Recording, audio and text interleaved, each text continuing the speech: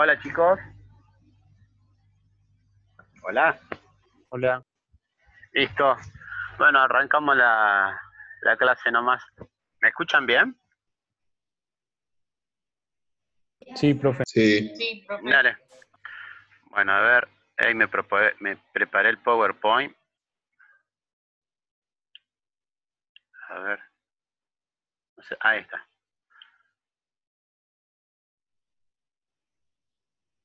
A ver.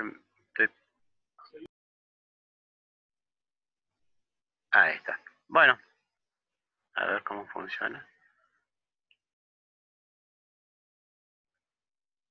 A ver acá. Ahí está. Acá hay que hacer clic acá. Bueno, vamos a empezar con la unidad 4. La unidad 4 titula propiedades mecánicas de los materiales. Esto de las propiedades mecánicas en esta unidad, gracias a Dios, hay algunas cosas que ya están... Profe, se escucha despacio. Ahí se escucha mejor. Ahí mejor. Dale. El micrófono es un poco sencillo el que tengo yo, pero bueno, ahí estoy teniendo el micrófono con la mano, así que en cuanto me descuide, ustedes me dicen que se escucha mal y bueno, vuelvo a ponerlo bien. Bueno, lo que ustedes están viendo ahora son los temas de la unidad 4. El 4.1, que es el concepto de tensión y deformación, ley de Hooke y constantes elásticas, eso ustedes lo tienen que ver con el profe del práctico, que ya supuestamente lo han visto. El punto 2 es comportamiento plástico, que vamos a ver ahora. Esfuerzo cizallante crítico, que vamos a ver ahora. Tenacidad de la fractura, factor de intensidad de tensión, también en el práctico. Y todo lo que queda acá, también lo vamos a ver. O sea que hay dos puntitos que son del práctico, ¿está bien? Entonces, aclarado eso, pasamos. Lo que vamos a ver ahora, como dijimos, es comportamiento plástico y esfuerzo cizallante crítico. Esto lo que se están viendo acá es un repaso de la primer filmina que mostré. Esto es el campo, digamos, de lo que es la materia y lo que es la ciencia esta, ¿no? De todo lo que es con materiales, ¿no? Habíamos dicho en un momento que las propiedades estaban en función, o una función muy directa entre sí, con la microestructura, con el procesamiento y con la composición. Y yo le había agregado rendimiento versus costos, que era lo que nos importaba a nosotros como ingenieros. Las propiedades ustedes lo van a ver con los ensayos mecánicos, o sea, ustedes hacen ensayos, sacan unos valores y eso vendrían a ser las propiedades. La microestructura, ya lo vamos a ver más adelante en la próxima unidad número 5, que es diagrama de fase. Y procesamiento vamos a ver, no hoy, el jueves que viene. Y bueno, la composición la venimos estudiando desde un principio. Acá yo me hice un pequeño diagrama, digamos, de lo que estuvimos viendo hasta el momento y a dónde vamos dirigidos, con cosas que más o menos no nos pierdamos. Bueno, lo que habíamos visto en un primer momento era la estructura atómica, después vimos estructura cristalina, después vimos imperfecciones cristalinas. Cuando digo imperfecciones cristalinas me estoy refiriendo a todo lo que son dislocaciones, ¿no? Puntuales, de superficie, de volumen. Y después habíamos empezado a ver el tema de solidificación. Habíamos visto solidificación y después difusión. Hasta ahí más o menos, ¿sí? Y interrumpa, ¿le puedo hacer una consulta? Porque estoy ahí leyendo el grupo de WhatsApp. La modalidad de las clases, al final, o sea, ¿usted las va a dividir en dos? O sea, ¿va a dar la primera parte, digamos, los martes y la segunda parte los jueves? Claro. Y te recuerdo que siempre van a estar disponibles en YouTube. O sea que si vos no podés venir un día, hoy una clase de 40 minutos, pero el jueves que viene tenés la otra parte y lo podés ver cuando vos quieras, digamos, ¿no? O sea, si están en YouTube ya es cosa tuya, digamos, lo ves cuando vos quieras. Y después Bien. las consultas, ahora que ya me cortaste, también te comento. Hay chicos que quieren entrar, pero como el grupo de WhatsApp está lleno, yo cuando envíe el link de este video voy a poner el segundo grupo de WhatsApp. En el segundo grupo no hace falta que se anoten los que ya están en el primero, sino aquellos que no pueden entrar porque está lleno, son 277 alumnos nada más. Y hay unos 30 o 40 alumnos. Profe, Sí. con respecto a eso, hay algunos alumnos que dicen que estaría bueno si dividimos por 2 de 1 y 2 de 3. No sé si prefiere eso o que se mezclen los dos cursos en el mismo. Y bueno, ¿sos Gonzalo? Sí, sí, soy yo. Sí, hacelo así. Hace el 2 de 1 y el 2 de 3. Dale, buenísimo. Dale. Bueno, continúo porque es un poquito largo, no es nada difícil, ya lo difícil ya lo pasamos. Y dentro de las imperfecciones cristalinas que vimos así muy por arriba, hoy vamos a profundizar sobre el comportamiento plástico de un monocristal, vamos a ver un poco más de dislocaciones. Después vamos a entrar con el tema de sistema de deslizamiento, después con la ley de Smith, y mecanismos de endurecimiento medio como que vamos a tratar de dejar ahí. Y la próxima clase vamos a ver recocido de ablandamiento, y una vez que hayamos visto más o menos todo esto, recién vamos a poder entrar en procesos de deformación plástica. Estoy dándome cuenta que este no es el video que yo estaba preparando, así que lo voy a parar acá, escape, no sé cómo se hace escape, porque este es el anterior. Entonces lo vamos a cerrar y voy a buscar el videíto que yo había preparado para la clase de hoy, que debe estar acá en la carpeta. A ver, esperen chicos que yo había preparado un video y lo estoy buscando, pero no sé dónde lo dejé.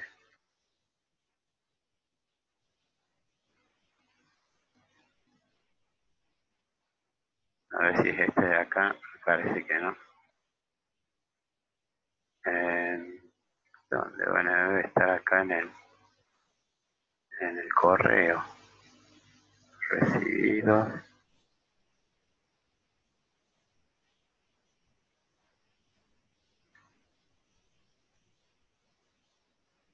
Sí, es este. Entonces ahora lo bajo.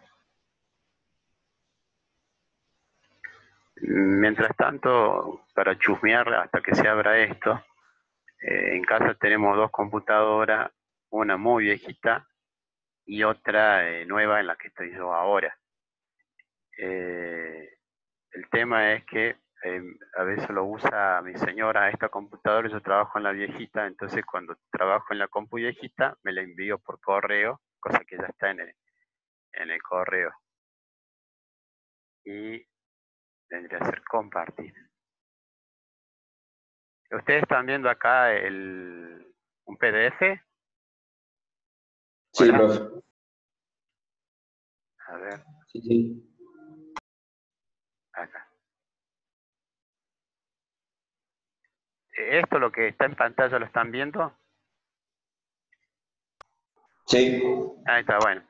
Bueno, cuando veamos todo esto, vamos a ver procesos de deformación plástica. ¿Qué son los procesos de deformación plástica? Lo típico es un tren de laminado, ¿no? Es lo que ustedes están viendo ahora. Son una lámina, que estoy indicando con el mouse, sobre unos rodillos metálicos que giran, que hacen que esta chapa media gruesa sea más fina. ¿Lo están viendo, verdad? Estamos viendo el El PDF. anterior. El PDF, entonces, escape, compartir pantalla.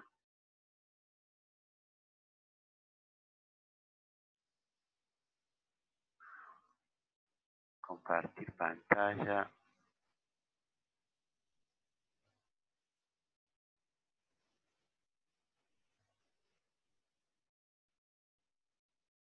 Y ahora están viendo el tren de laminado, que es esta lámina con los 6 rodillos. Ya, ahí está. Perdón, Perdón la tardanza. Bueno, ¿qué es lo que van a ver ustedes en el ensayo de tracción? Hay personas que están esperando entrar. Admitir todo. Bueno, lo que veíamos en la primera parte del ensayo de tracción era lo principal, ¿no? Era la parte plástica, que era cuando la aplicación de un esfuerzo hacía que el material se deforme para siempre, y la parte elástica, que era un esfuerzo débil, digamos, menor, que hace que el material se deforme, pero el material volvía a su parte original, digamos, ¿no? Entonces yo acá les puse el esfuerzo, digamos, un esfuerzo de tensión, y hay otro también que tiene que ver con la misma máquina de, de tracción, que se puede hacer el ensayo de torsión. Y en el ensayo de torsión las fuerzas que están gravitando son las de corte, ¿no? La primera está de acá arriba de extensión y esta de acá de corte. ¿Cuáles eran las dos fórmulas que sacaban de esto? Era el esfuerzo, que era el esfuerzo sobre el área original, y la deformación, que era la longitud inicial, digo, la longitud en determinado momento, y menos la longitud inicial sobre la longitud inicial. Nosotros rescatamos de eso estas dos cosas, ¿no? Del diagrama este sacamos el concepto de comportamiento elástico y comportamiento plástico. Entonces nos quedamos con esos dos conceptos.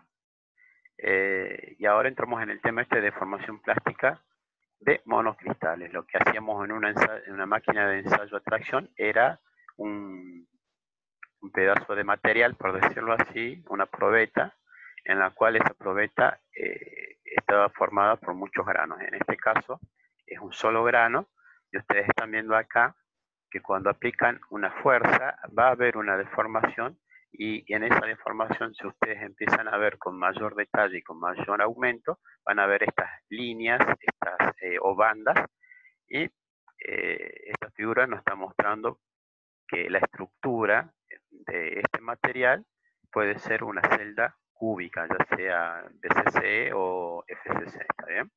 Estas T invertidas son los famosos vectores de Burger. Yo acá les he puesto algunas fotos bastante lindas, me gusta el tema, así que me puse a buscar en internet.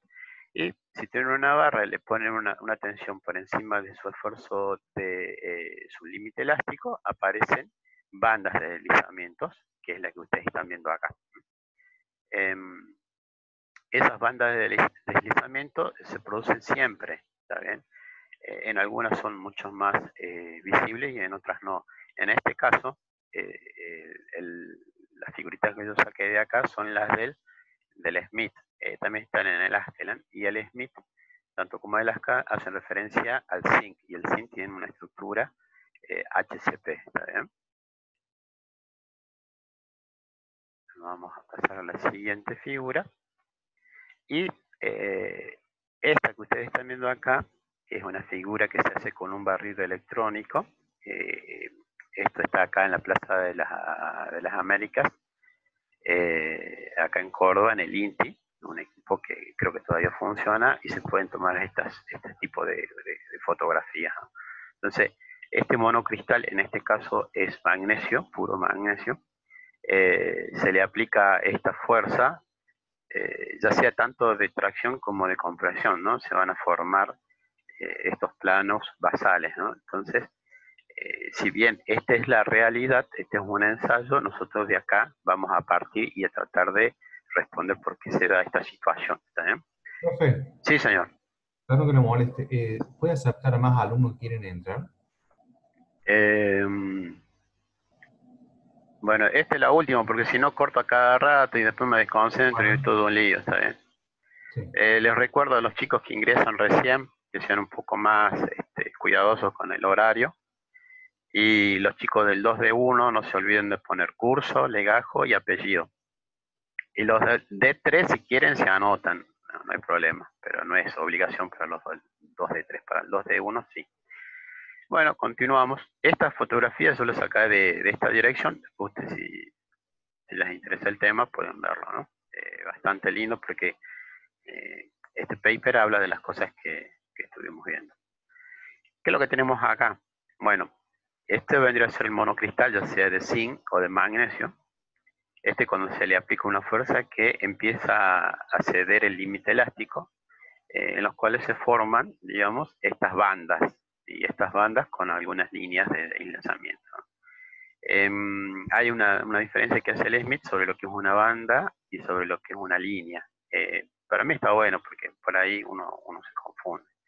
Estamos hablando de 10.000 diámetros atómicos, ¿no? Esto que ustedes están viendo acá. De cualquier manera, en las gráficas anteriores, ustedes se fijan, acá son 7 micrones, o sea, a simple vista 7 micrones no se ven. Y en la primera, que ustedes están viendo acá, 300 micrones sí los pueden ver porque es 1/3 de un milímetro. Esto sí se puede ver a simple vista. O sea, esto de 3 micrones no, y muchos los de 7 micrones también. Entonces, si bien esta es una condición que se da cuando nosotros aplicamos una fuerza, ¿cómo podemos entender el proceso de deformación? Bueno, el proceso de deformación se produce justamente porque hay dislocaciones. Si alguno se acuerda de lo que eran dislocaciones, fácilmente se acuerda de que había un grupo de átomos que estaba distorsionando, por decirlo así, la celda esta de átomos, ¿verdad? Ya sea FCC, HCP o lo que fuese. La manera en que esto se corre, yo en algún momento algún alumno había preguntado, yo le expliqué que si sumamos estas fuerzas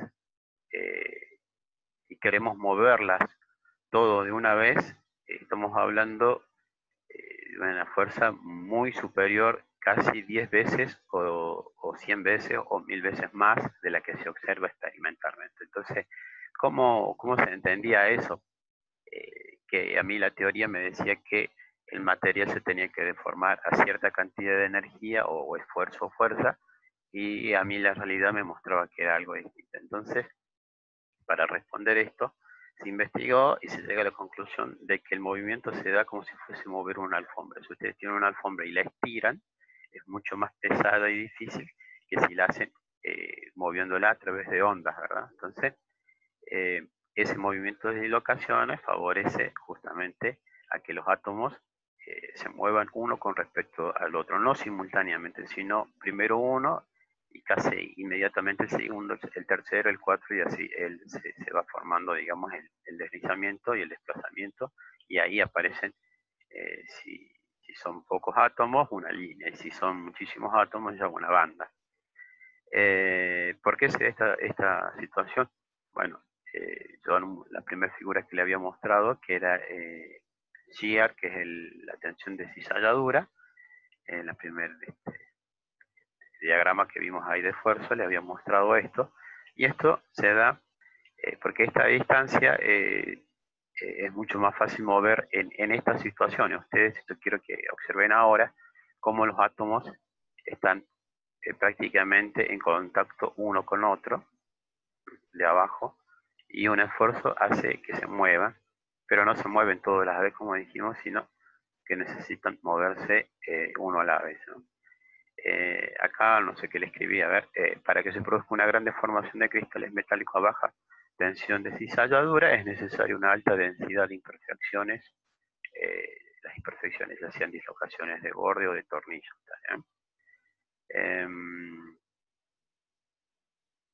Un gran número de estas dislocaciones, 10 a la 6 centímetros por centímetro cúbico, son 1.000.000, ¿no?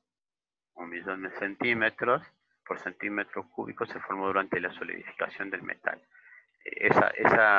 Eso se forma justamente porque se forman en distintos puntos y no crecen todos en un mismo cristal, ¿no? Pero se generan muchas más durante la deformación del metal. O sea, cuando ustedes deforman un metal, el desplazamiento o la deformación se ve favorecida por las dislocaciones, pero a su vez también se generan más dislocaciones y llegan incluso hasta 10 a las 12, miles de millones de centímetros por centímetro cúbico. Yo acá les hago como un recuerdo de cómo era la notación de una dislocación de lado y acá una dislocación de tornillo. No sé si esto lo pegué en alguna filmina o no. La de tornillo es esta, que está desplazada, y la de dislocación de lado es porque tiene un plano de átomos, como ustedes pueden ver acá, que se ve cortado ahí, ¿no? Entonces, ¿cómo se favorece esto? Cuando yo corro esto, que ya habíamos visto que es como el de una alfombra, se produce el desplazamiento, ¿verdad? Y esta que ustedes están viendo acá, de un tornillo, empieza a deformarse ahí, que es esto que están viendo acá, y finalmente se da de esta manera. Bueno, y acá para explicarles un poco más, esta figura es justamente de una de lado, una dislocación de borde o de arista. Tienen este plano que está como invadiendo este lugar, y al invadir provoca en esta zona justamente la compresión. Y en este lado, como esto quiere seguir, digamos, su recorrido teórico, por decirlo así, está en tensión. Entonces tenemos una zona que, nos guste o no, cuando hay una dislocación, está, digamos, porque están fuera de las distancias interatómicas de equilibrio, por lo tanto tienen una mayor energía. Estas también.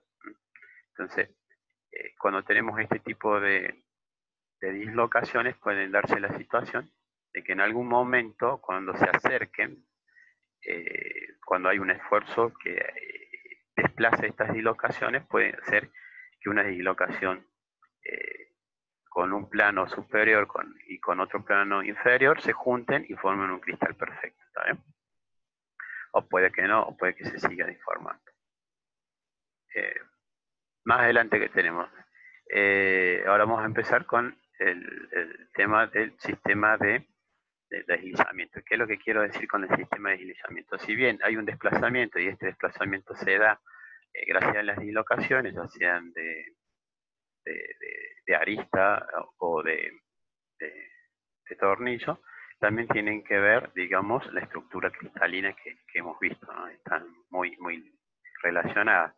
Entonces, las dislocaciones producen los desplazamientos atómicos sobre los planos cristalinos de deslizamiento específico y las direcciones cristalinas de deslizamiento específica. ¿Qué quiere decir todo esto? Que habíamos visto nosotros en una estructura cristalina, BCC, FCC o HCP, que había planos que tenían alta densidad atómica, es decir, que un átomo estaba prácticamente en contacto con otro, y a veces incluso estaba en contacto con, depende del factor de empaquetamiento, en sí estaba mucho más ligado con otros átomos, ¿no? Entonces, los planos de deslizamiento son de máxima compactibilidad y también los más separados entre sí. Por ejemplo, las estructuras HCP, los planos basales suelen estar altamente compactados. Y esos planos basales tienen cierta similitud también con la estructura FCC, que es el plano 1,1,1, que era el plano que cortaba el cubo justamente en la mitad. ¿Saben? Entonces, yo acá, no sé por qué no se ve la... Ahí está. Esto lo saqué también del internet. Por ejemplo, el FCC, que ustedes están viendo en color rojo, ustedes van a ver acá al lado que tienen un átomo prácticamente en contacto con el contiguo, con el vecino, ¿no? Y ustedes van a ver esta pucha, a ver, la anterior. Esta distancia es relativamente menor que esta distancia, ¿no? ¿Qué tiene la BCC?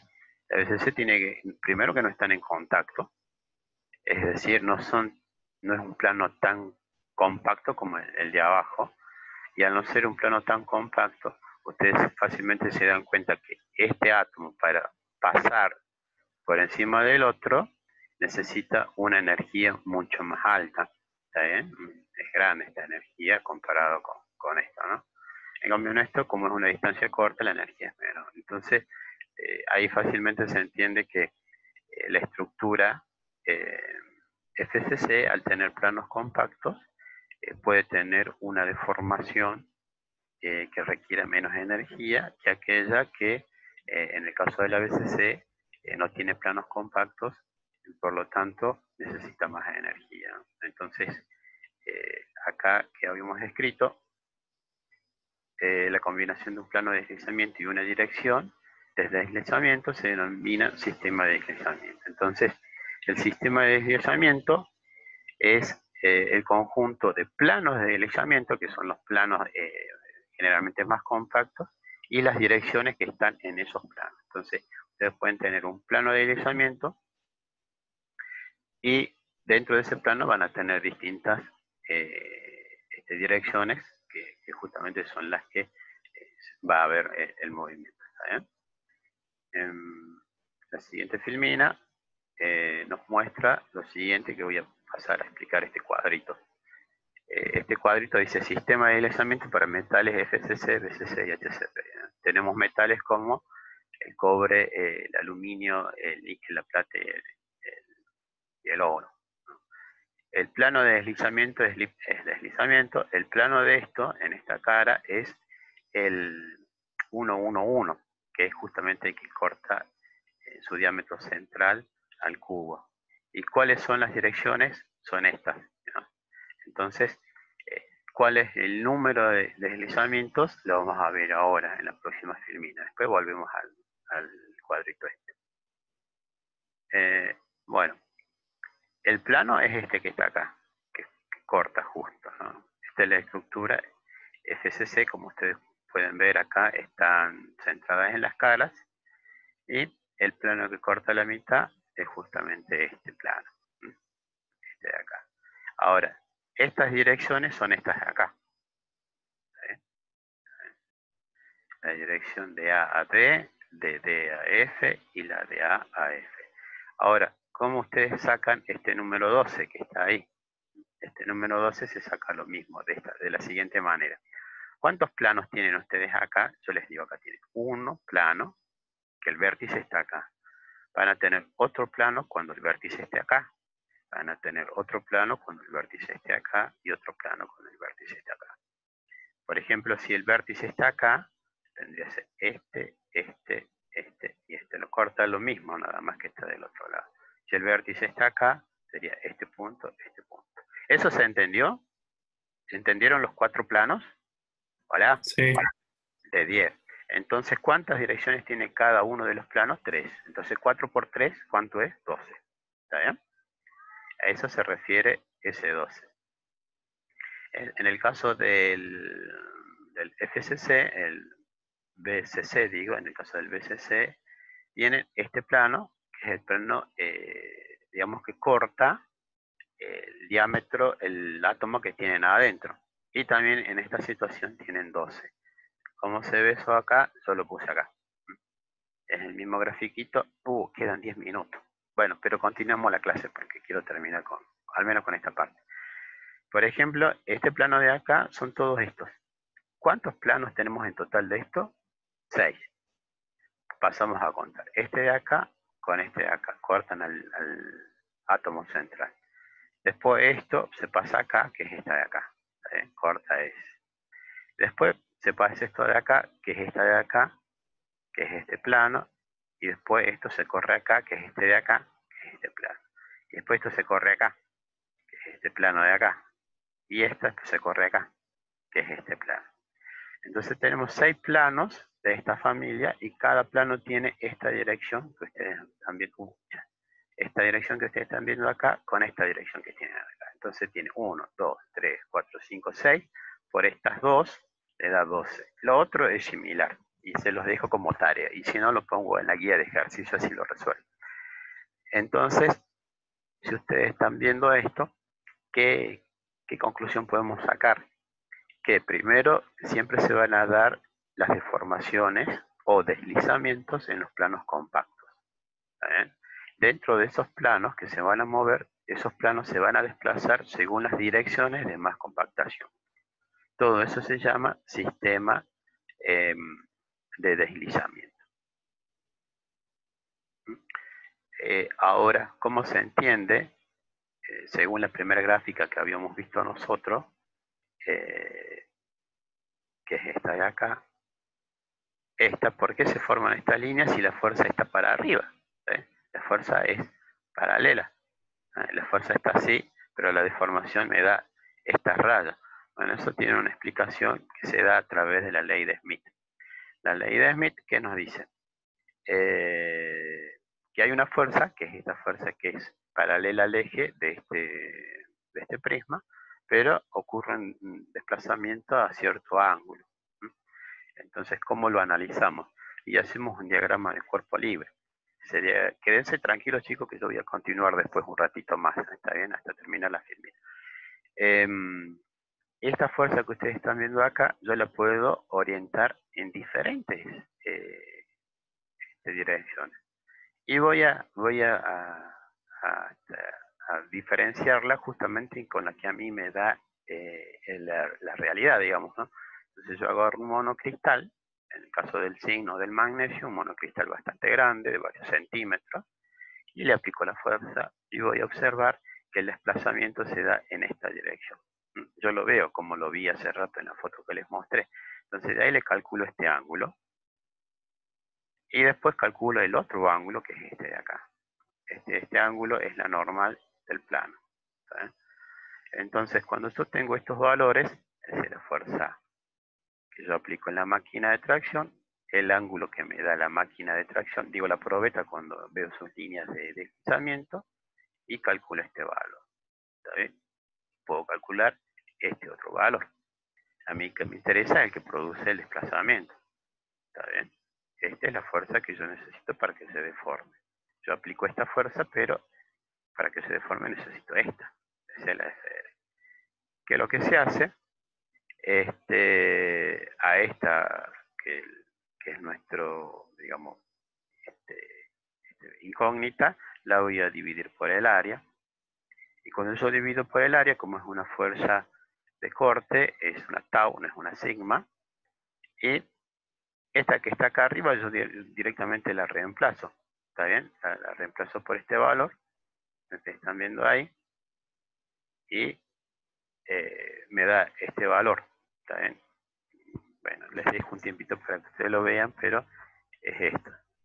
Este valor dividido a A me da el sigma. ¿Está bien? Esto dividido a esto me da el sigma. Este coseno va a ir arriba, que es esto de acá, y este coseno de lambda queda acá. Entonces, ¿para qué me sirve a mí saber esto? Y es fundamental. La ley de Smith a mí me permite calcular el esfuerzo resultante crítico, es decir, el esfuerzo que yo le doy, que va a ir subiendo a medida que la máquina de tracción vaya generando el esfuerzo, sube y me produce la deformación. Entonces, cuando me produce la deformación, ese es el esfuerzo resultante crítico, ¿está bien? En inglés se lee CRSS, que no sé qué es, pero acá en los libros en castellano les parece como una tau crítica, ¿no? Que es el esfuerzo requerido para romper suficientes enlaces metálicos y ocurra deslizamiento. Cuando un esfuerzo aplicado produzca un esfuerzo cortante resultante crítico, ocurrirá el deslizamiento y la deformación del metal. Entonces, este valor que ustedes están viendo acá es el que a mí me produce estos deslizamientos. No es la misma figura, yo las puse a propósito, el otro era magnesio puro, este es magnesio con un 9% de aluminio. Entonces, esa es la ley de Smith. ¿Está bien? Si yo tomo muchísimos materiales con sus distintas estructuras, voy a obtener esto, lo que ustedes están viendo acá, un resumen de factores que afectan el deslizamiento en estructuras metálicas. Esto es un poquito de agua.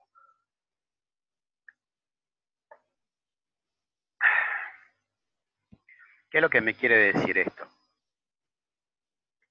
Que el esfuerzo de corte, el esfuerzo crítico, está entre 50 y 100 psi para esta clase de estructura, la FCC. Para la BCC se requiere mucho más. De 50 pasamos a 5000 y de 100 pasamos a 10.000. En la HCP, con estas condiciones de los parámetros de red, tenemos prácticamente lo mismo que la FCC. El número de deslizamientos, en este caso teníamos 12, en este 48.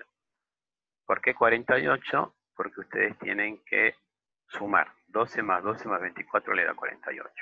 ¿Está bien? Y en este el HCP solamente tienen 3, que son los planos basales. Después también tienen lo que es el deslizamiento cruzado, que ya lo vamos a ver, que en ninguno de los casos ocurre en el HCP, con ciertas condiciones, que tenga aliantes o que se eleve la temperatura. Eso es bastante importante. Los otros no he visto, digamos, que pueda ocurrir. Esto generalmente es para el B, por eso acá está la B acá. La B dice para el HCP, ¿no? Y ya vamos a ver cuando se pone, como habíamos visto acá, aliantes, en este caso el magnesio puro, se puede aumentar el deslizamiento cruzado cuando tiene un porcentaje de aluminio. Entonces, ¿qué vendría a ser el deslizamiento cruzado? Bueno, ustedes tienen en color rojo acá, tienen una estructura HCP, lo que está en color rojo es el plano basal, lo que está en color amarillo es un plano prismático, y lo que está en color verde es un plano piramidal.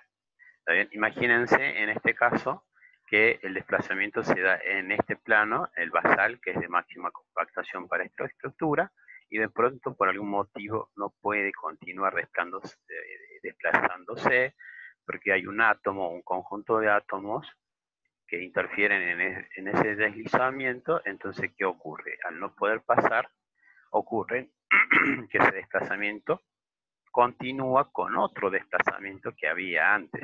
¿Está bien? Entonces se juntan los desplazamientos. ¿Cómo se interpreta eso? Que este desplazamiento primario venía acá, se encuentra con que no puede seguir por cualquier motivo, porque puede haber una barrera de granos, puede haber una barrera de átomos, puede haber lo que sea. Entonces continúa con esto de acá. Obviamente tiene que continuar acá siempre y cuando haya ciertas dislocaciones acá. ¿Está bien? Por eso yo le había mostrado cuando se suman las dislocaciones. Si no hay dislocaciones, si es un cristal perfecto, es medio difícil porque las dislocaciones justamente favorecen el deslizamiento. Entonces, volviendo acá arriba, ustedes ya saben que es un deslizamiento cruzado y que es muy común en la estructura HCP. En la BCC y BCC no hay datos, no he conseguido, ¿no? Por eso es que la B está solamente acá. Y si yo hago el resumen, ¿qué es lo que obtengo? Que esta, al tener muchos planos de deslizamientos, es bastante dúctil. Esta, como no